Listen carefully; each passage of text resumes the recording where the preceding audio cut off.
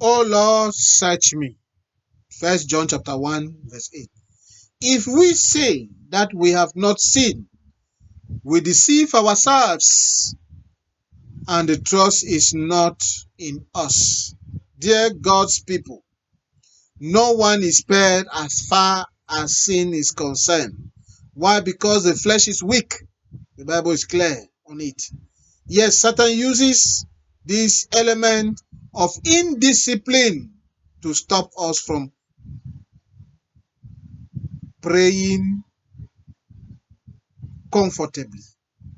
Because anyone who is from the altar of sin can never be connected with his God perfectly, because Satan will keep on reminding you of the sin you just committed.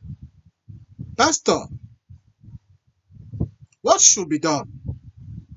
You need to accept you are sick, else the doctor will give you a wrong prescription and your treatment will not be effective.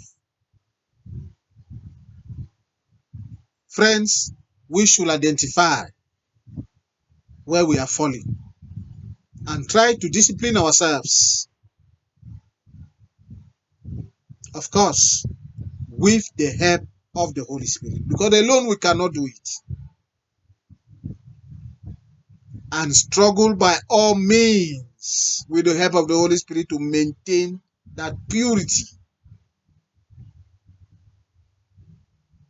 Temptation will come, my dear friends, but when they comes, we should be filled with the light of God. And that light can only be found in the Bible when you read His word. Oh Lord, I have sinned. I am a sinner. Have mercy upon me. Pray that prayer. Thank you, Lord, for your mercy upon our lives. Amen. Ô Seigneur, sonde-moi. 1 Jean chapitre 1 verset 8. Si nous disons que nous n'avons pas péché, nous nous séduisons nous-mêmes et la vérité n'est point en nous. Peuple de Dieu, nul n'est exempt ou exempté du péché. Car la chair est faible, comme la Bible le dit si bien. Et Satan utilise cet élément d'indiscipline pour nous empêcher de prier confortablement. Parce qu'à chaque instant ou à chaque fois que quelqu'un laisse l'autel du péché pour se connecter à l'autel de Dieu, Satan sera toujours là pour te rappeler du péché que tu viens de commettre. Et cela va te déstabiliser automatiquement. Pasteur, que faire? Tu dois accepter que tu es malade. Sinon, le médecin va te donner une mauvaise prescription et ta guérison sera tachetée d'erreur. Cher ami, nous devons identifier notre zone de chute et essayer de nous discipliner, bien évidemment avec l'apport du Saint-Esprit, car seuls nous ne le pouvons pas. Et s'efforcer à maintenir la pureté.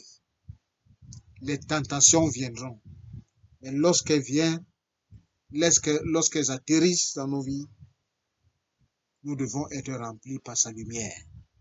Et cette lumière ne peut s'obtenir que dans un seul livre. Et ce livre s'appelle le livre de la vie, la Bible. Lorsque vous lisez la parole de Dieu, vous allumez une étincelle en vous que l'obscurité ne peut éteindre.